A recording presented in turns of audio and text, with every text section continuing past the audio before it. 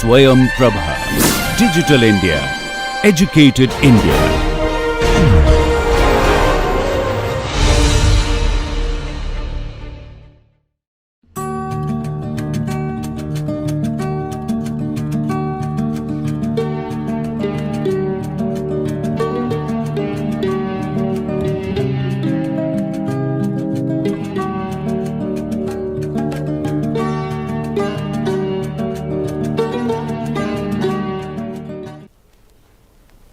Hello and welcome.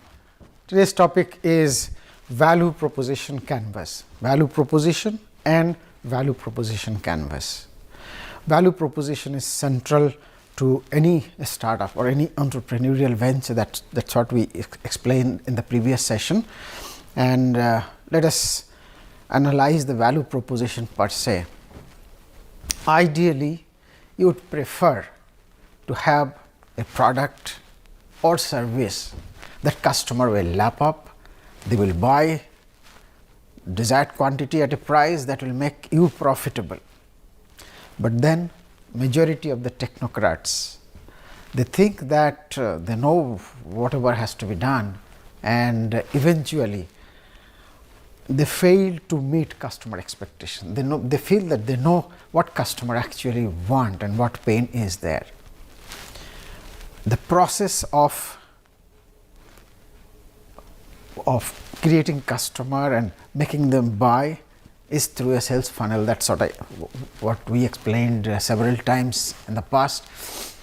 You identify customers with some homogeneous characteristics, like they have a pain. All the customers who have similar kind of pain, similar kind of aspiration. So you identify that sort of market segment. Then you take all the marketing initiative so that eventually some of them are converted into buyer. But then the success of this whole process will depend on how you have understood the pain, how well you have understood the pain, and how well you have crafted a product that meets all the pains of the customers. Only then all your efforts are going to lead to real sales and real customer, and those customers are going to be evangelists for you, and they are going to acquire new customer, and eventually you have a profitable, sustainable business for a long time. Contrary to that, majority of the entrepreneurs think that they know what customer actually needs, and then they build something without really bothering much to understand the pain in detail, and then come up with a product, go to market only to realize that it's not selling. Nobody is willing to buy that product. So what is value and what are value drivers? Value may be functional, maybe emotional, maybe social, maybe economic, maybe just a peace of mind. You give something and people stop bothering about something. Now, Walder actually has developed a canvas that contains all aspects of value, and one can actually use the canvas and populate its different blocks, and then a value proposition canvas will be built, which will demonstrate whether you are really creating value that is value for money for the customers, and it is superior compared to competitors. And this can be touted as a more integrated thinking of value proposition. Walder makes an analogy of the canvas with a Swiss knife for heart surgery compared to the well organized surgical laboratory. So you are in the surgical lab and you have a Swiss knife with all the tools inside. Then suddenly you realize that one of the things are missing, and then somebody is fighting with his life and you are looking for tools. Whereas Walder says that if you use the canvas, you have everything in place to define value proposition of your business. Value proposition precisely is a statement that contains superior value in terms of features and benefits of your products or services that the customer will perceived to be superior compared to whatever the competitors have been offering. So, Investopedia says value proposition refers to a business or marketing statement that a company uses to summarize why a consumer should buy a product or use a service, and not those of the competitors. The value proposition canvas, the first step is the target customer. What problems you are going to solve is the next. That gives you the insight. There may be multiple problems, but then your focus should be on one for which you are going to solve a problem. And then we need to understand why others failed to serve adequately, meaning why there are unmet pain, or why customers will not buy competitors' products and they will buy our products. Then we make some promise to the customers that, look, we are going to provide you this which is going to solve better efficacy or less price or whatever. It's going to give higher value for the customers money. It's a function of the insight. This is going to give us the promise and benefits that we propose is the function of the insight that we derive about the whole solution and product market fit. This is a proof that we can actually deliver, and this value proposition will contain all the differentiators of our products or service, and also the unique selling proposition will emerge out of the value proposition canvas. There are statistics, and we all know about it. We have discussed on many occasions. According to Harvard Business School, Professor Clayton Christensen, there are over 30,000 new products introduced every year, and only 5% of them become successful, 95% fail. There are other statistics which shows that so many products are being built and they fail when they go to the market, meaning that customers are not actually buying so many products that are being developed and then taken to the market. So, there is a huge gap between customers' need and the products which are being built. That clearly shows that companies, even established companies, build and try to market products without real understanding as to what customer would actually buy when the products are in the market. There are other statistics as well, and we already know that 42% of well-funded startups fail because they produce something that customers are not willing to buy. So, that clearly defines or brings to the fore as to the importance of value proposition, importance of defining features, benefits of our products and services for which customers are going to buy our products and feel that that is value for their money, so that our product does not fail when they are introduced in the market. A very small example, Oofu, founded by Kevin Hale. It's about the forms that we normally fill in online when we try to either do market research or file an application for any purpose.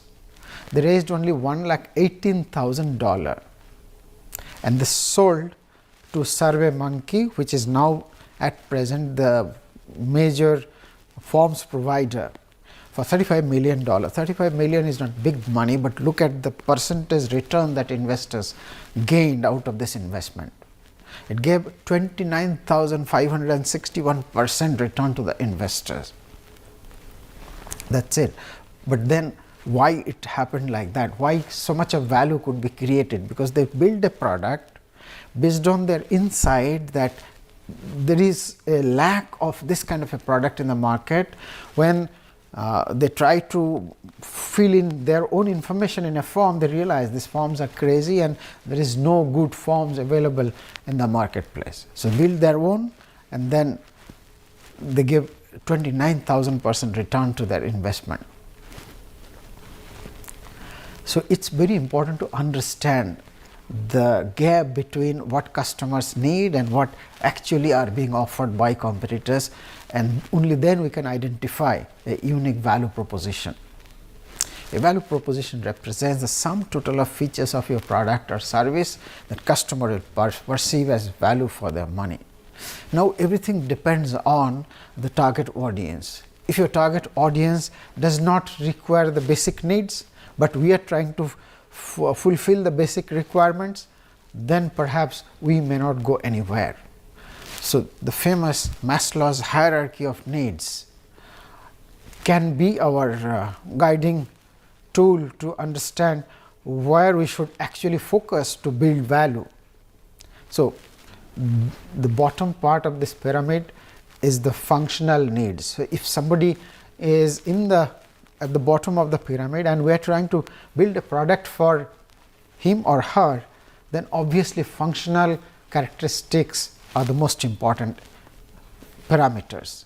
Whereas, if we are trying to build something for someone at the top, say at the level where he or she is thinking of self actualization like Bill Gates, and we give lot of functionalities in the product or service, perhaps that will not attract their attention, or it will serve their purpose.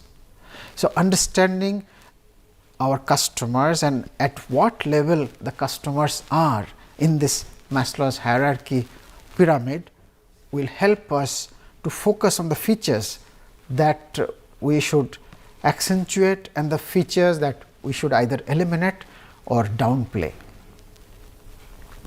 So, we need to actually create a correct buyer's persona, meaning we should map the buyer's different characteristic features, so as to understand them clearly, have a crystal clear view about them, about their needs, their aspirations, and what they will appreciate.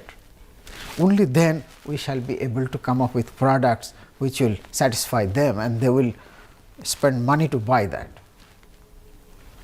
So, understanding customers' need or empathizing with their actual pain, maybe we should feel their pain and then define the pain completely, define the available solution completely, and find the gap between solution and pain, and then come up with the real product. That will help us to define the customer segment whom we are going to serve, develop the product, go to market, and build infrastructure or channels through which they will buy, and it is going to be a successful business. But then it has to be done very fast. Like if we define the problem, come back to the lab, design the product or service, and immediately get it validated by them, as Maxwell says, fail fast, fail early, and fail forward.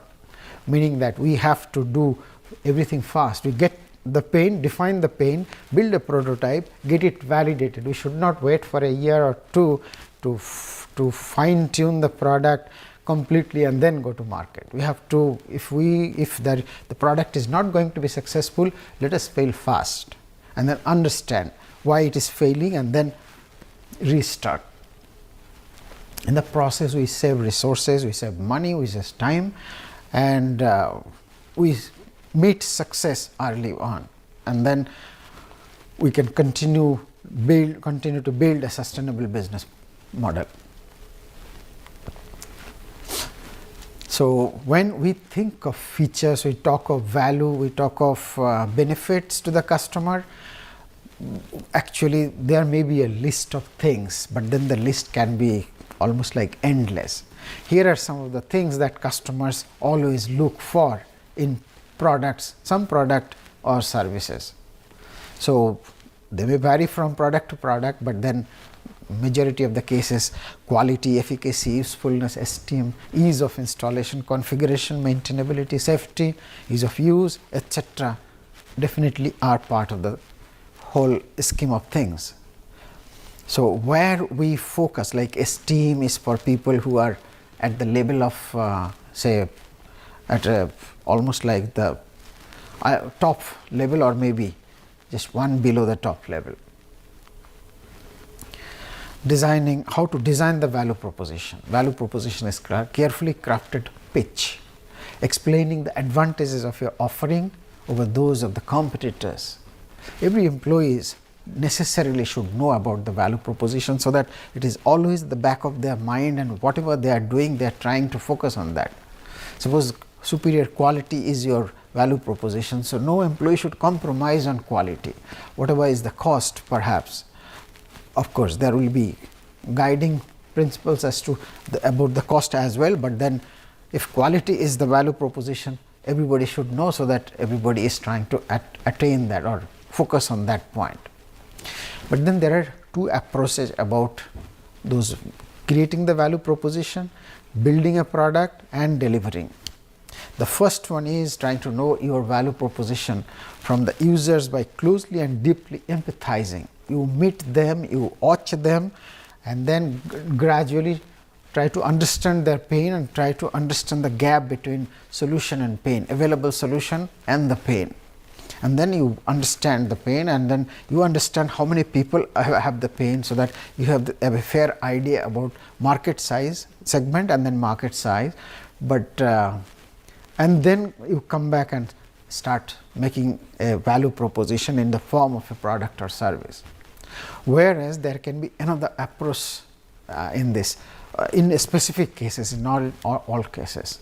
Like you can build a product that solves a pain of a group of people, which the people themselves are not aware of. They have a pain, but because they think that perhaps the solution is not possible, so they don't even know that a solution is possible. So maybe you have some kind of insight that you can come up with a disruptive or groundbreaking solution, and when people will get it, they will think that, oh my God, this is the thing that I have needed for a long time. Thank God it is here.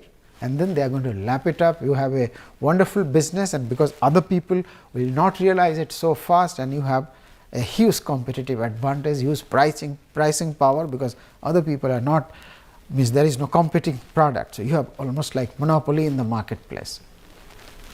But then before you think that I have this kind of a product, you have to know for sure that you know what others do not know about their pain, and you know that you really have a solution.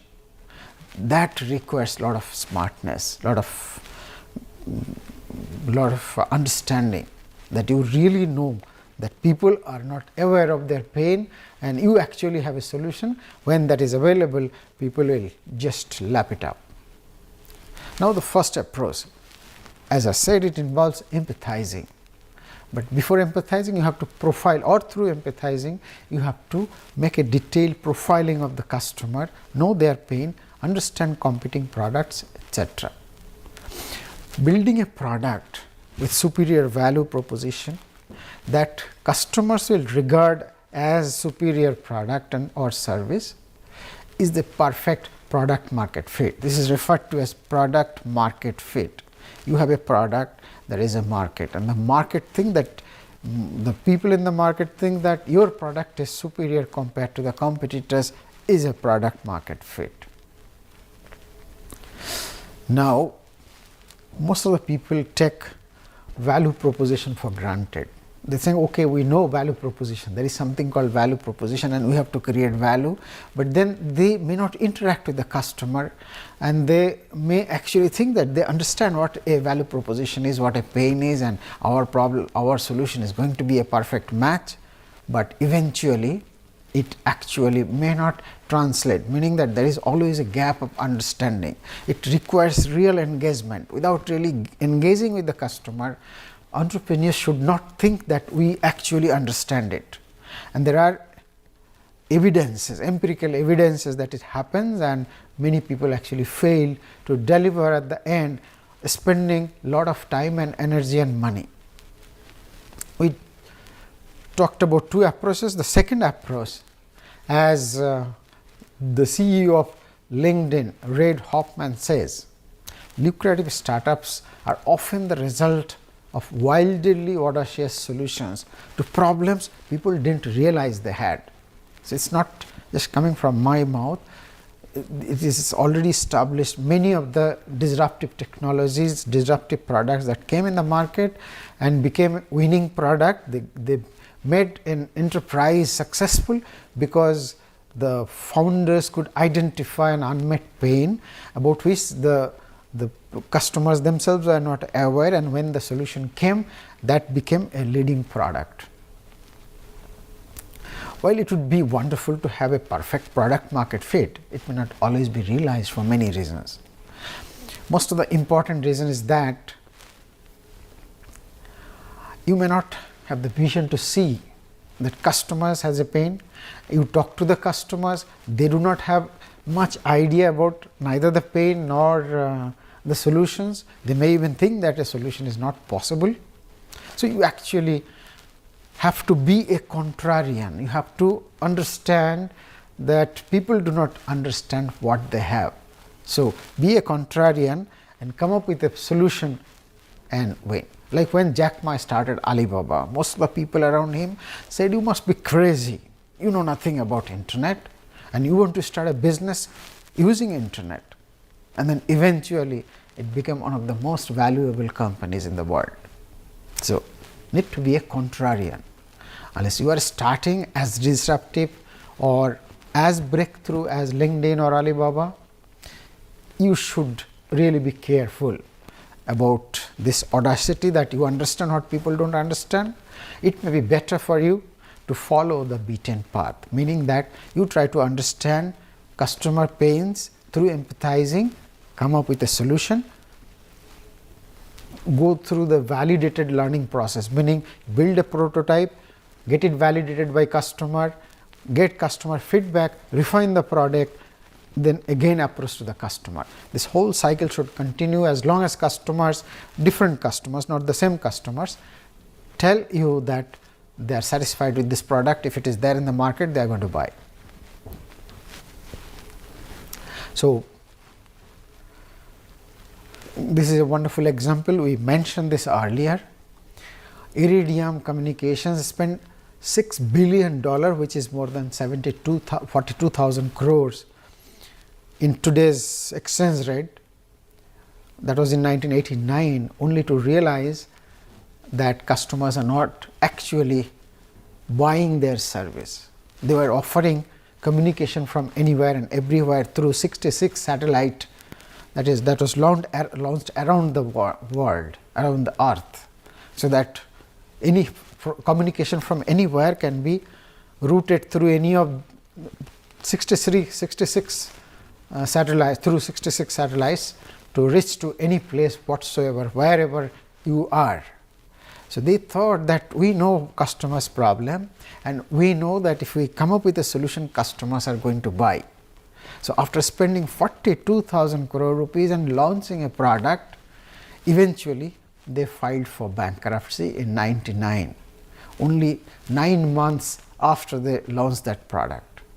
This is a glaringly vivid example of lack of understanding of value proposition, and it points finger to everybody that everybody should understand your value proposition and then build the product based on that.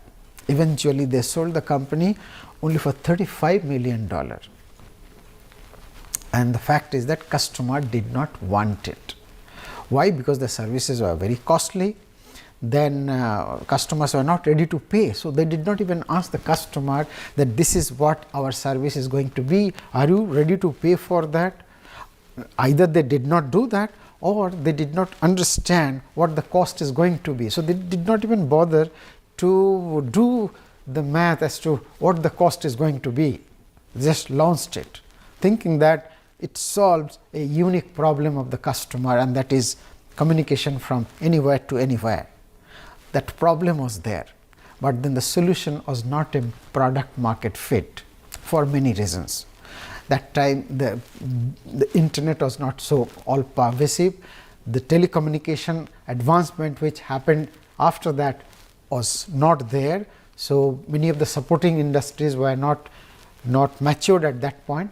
So, everything together first of all, it was ahead of time in terms of technology. Second of all, they did not do the value proposition assessment. So came the value proposition template. Its value proposition per se is a succinct one-liner, meaning in one line you should be able to communicate value, but then that may not be so much meaningful. For an entrepreneur, value proposition should be done using a detailed, elaborate exercise on a piece of paper, so that everybody can have a look at it and get a fair insight what the value proposition is, and then they should build their own, they should work, or they should be guided as per the value proposition. So this one-liner is given by Alexander Osterwalder. Business's value proposition is arguably the most important element of your overall market messaging, meaning that we have seen the sales funnel, and through the sales funnel, if you want to send prospect to convert them into customers, your value proposition is absolutely important. Here are some of the value proposition statements. Uber says the smartest way to get around, etc. Now, we are trying to build a value proposition canvas. First, the structure of the value proposition canvas. So, here is the customer. So, we represent that with a one-man thing, and customer is wondering how to get his or her jobs to be done. So, first thing, they have a lot of jobs, they are worried about how to get it done. Second is, they have a lot of pains, maybe because of the job is not getting done properly, or even if the job is done, there may be unmet pain, then they would like to gain something out of it. Other than the jobs getting done, they would like to get something beyond, and if you can do that, perhaps you have a wonderful proposition. So, we have a value proposition on the other side. This contains the product's information, the features of the product that we are going to offer, a lot of them, and then we are also trying to create some, means our product is going to relieve the customers of the pains. At the same time, we also would like to give them some gain. So, customers would like to get some jobs done, and we have the products and services. Customers have pain, we try to relieve the pain better than the competitors. Customers will be enamored to have some gains also, and we try to build the product that has features or benefits that will be perceived by the customers as gains beyond competitions. Here is an example. I have taken this from the book of Alexander Osterwalder, that is value proposition, and from different other sources. This value proposition canvas is for taxi aggregator. We will very quickly complete this. We have discussed this while discussing the business model canvas. So, it is the same thing, but pointing the different elements at different blocks. So, a taxi an individual or a customer requires to find a taxi. Earlier it was very difficult to find a taxi. Now, they would like to get it from anywhere. Sitting at anywhere, they just would like to book a taxi. So, finding a taxi is a problem, anywhere is a problem, or is a job, give direction is a job, making payment is a job. Then there are pains like waiting for a long time, overcharged by taxi by taking him through a long route, or maybe charging at a higher rate. Then there are unsafe drivers. At the same time, we can customers look forward to some gains, something like if he can arrive in time, then the drivers should be professional, or maybe they will charge fair price, or maybe there should be some easy payment process, etc., etc. Now, let us look at how the taxi aggregators are fulfilling all the requirements and doing it much better than the traditional taxi drivers. So, taxi aggregators with a smartphone app, they are alleviating the pain by assigned driver. So, anywhere problem is solved, because you can just through internet you can book and get a taxi anywhere and anytime. they have a different cost system. So, eventually the system is actually gradually improving and cost is coming down, instant booking, no cash. So, payment problem is solved, and then there are so many other gains like professional drivers. You can schedule a trip even for suppose you are going to some other country, you can schedule a drive, a driver or a trip online even a month in advance. You have a rating system, so the driver will be careful. There are loyalty points, meaning that if you are taking service from different service provider, then there will be some motivator. So, you can make some extra money through that. So, but then this, as always, I have been underlining this issue that you have to clearly articulate, so that your value proposition is glaringly visible, doubtlessly visible, so that everybody knows about it and they become customer. Now, there is a statement, one line statement given by Osterwalder, using which you can write your own value proposition statement. Of course, whatever we have discussed, that is about creating value proposition. This is just putting them in a very succinct manner in one sentence perhaps. So, this red liners, red text are actually blank space, you can fill that in. Our product or service helps customer segment, meaning addressing to the customer who want to get some job done by using our service and something even more, and then you can add some point to hit the competitor, not very unethically, but very ethically.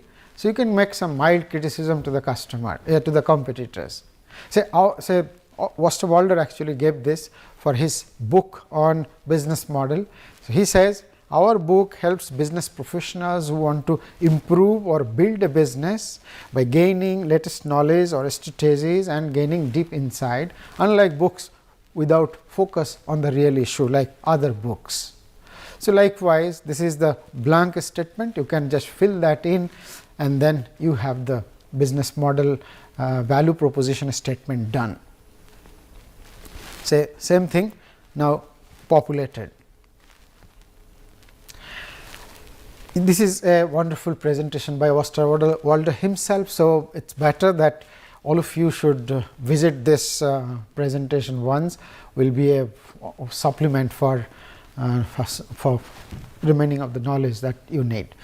Now, we are always misguided by repeated mention about value and value creation, but we should be mindful about many of the things which does not create value either for the customer or for the company. You should not lose focus from the customer. Suppose you say that our products helps your neighbor, customer's neighbor is not interested about your product, customer is interested. So, focus on the customer. Say our products reduces global emission, maybe customers that you are serving are not concerned about global emission. So, it is not going to create value for you, your focus may be to reduce global emission, that may be a different thing altogether, but you must not use this as a value proposition. Customer will say, so what, something like that, and then they may not buy. Say our company will enhance employment, no customer will be interested, we empower the have-nots. All these social issues, environmental issues may not form part of the value proposition, because customers may not be willing to pay more for this, and they may go to competitors who do not say this, but say something which connects well with their requirement or their problems, their say their persona, whatever. Value proposition canvas, there are other slides as well. Here is a few references including Osterwalder himself. There are some books also, but additionally I should have mentioned at the beginning, there is a wonderful lecture series by Stanford University, where Sam Altman actually took something like 24 lectures, meaning by the who's of the businesses. All lecturers are CEOs or top people of present day successful businesses, including LinkedIn, including Facebook, including Y Combinator. Waltman was in Y Combinator at that point of time. Here is few comments about conclusions, but it is very important, unlike other conclusions. So, you should pause and read. Thank you very much.